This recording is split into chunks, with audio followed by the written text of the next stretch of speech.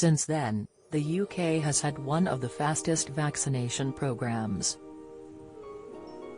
Almost the entire population has had its first dose and 68.9% of the population are fully vaccinated.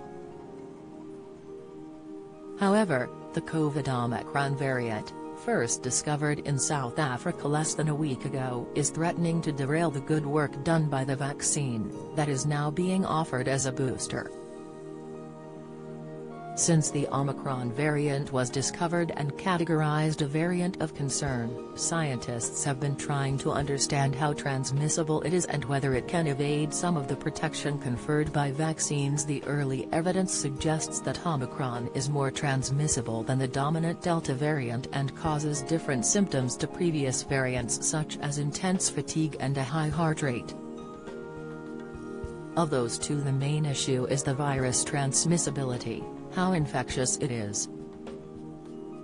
The more infectious a virus is, the quicker it can spread and the more people that can become ill who could potentially find themselves in hospital, putting more pressure on the NHS. On Monday, the World Health Organization, WHO, said the variant is likely to spread internationally and poses a high risk of infection surges that could have severe consequences in some places. Despite these worries, according to psychotherapist Noel McDermott, it is extremely unlikely that the Omicron variant could ruin Christmas plans, as early indication shows that it is behaving like all viruses have ever behaved by becoming more infectious, but less lethal. Acid reflux diet, 6 foods and drinks to avoid. However, this still leaves some questions unanswered, such as how, if we do have a Christmas, that we make it a safe Christmas, not just for us, but for closest family members? On this, Mr. McDermott suggests that families should work from home if they can, to reduce their exposure and look at adding lateral flow tests into their routine. Alongside this, Mr. McDermott suggests that to be extra safe we should reduce contact with large numbers of strangers, not wearing masks indoors. Whilst the idea of these public health measures may not be an easy thought to swallow for some, particularly after several months of no restrictions at all since July, the good thing is that there are a lot of small ways we can individually make a difference in the build-up to Christmas.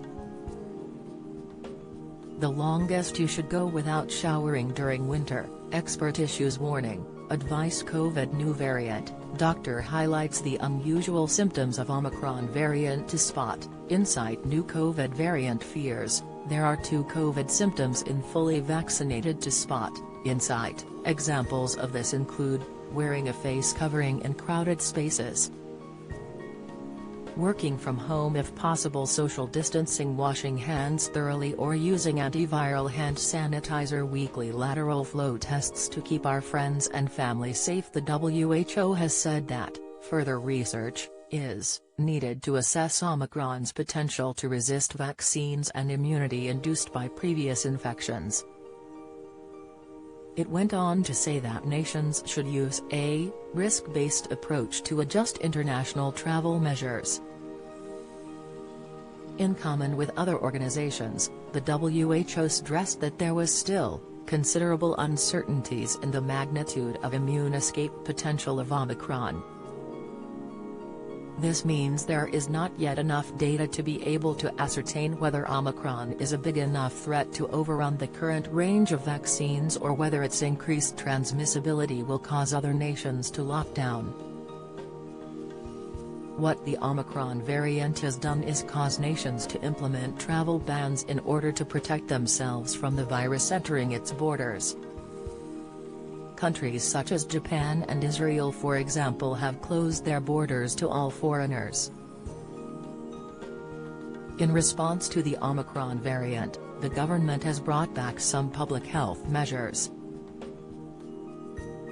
From today, Tuesday 30th, this includes the mandatory wearing of masks and face coverings in shops and on public transport.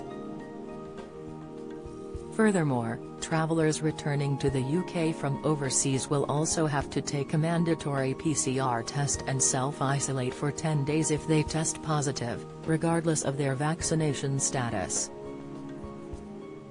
The government is also expanding its booster program to include all adults under the age of 40, and the minimum gap between getting your second dose and your booster is to be reduced from 6 months to 3.